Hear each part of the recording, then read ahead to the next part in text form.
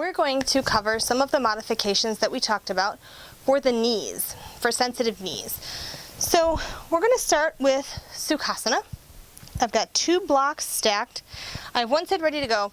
Now, depending on the height, blanket is kind of nice because you can adjust the level. So I'm going to fold it over, and I'm going to come onto my blocks.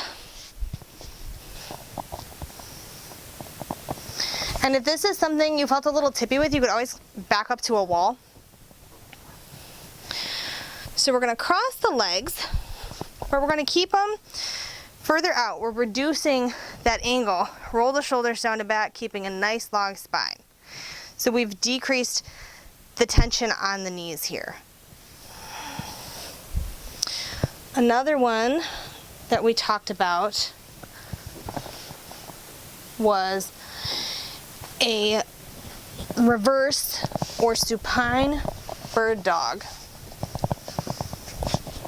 So for that one, we come onto our backs. Come onto our backs. The floor is our ceiling, and we extend opposite limbs. Then we roll to the side to get up.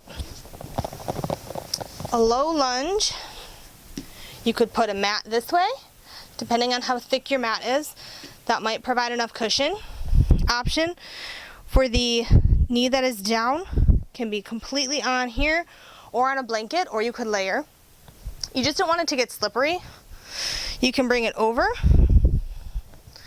You can flip the toes under or keep them flat, whatever feels better. You could have some blocks just for some added stability, or you could do a high lunge instead of a low lunge. And the other pose that we talked about is extended child's pose. So we have 2 bolsters. The other option, instead of using 2 bolsters, if you don't have 2 bolsters, you can take 2 blocks. If you want to raise it up, just kind of position them evenly so they hit sort of the middle, evenly spaced, not the middle. Hope you guys can see that. And then we're going to roll our blanket to decrease that flexion on the knee joint. So this goes between, right up in that area, right between the calves and the hamstrings. And then I'm going to pull this down here towards me. So we have a nice extended child's pose, and we lay down, and the head goes to the side.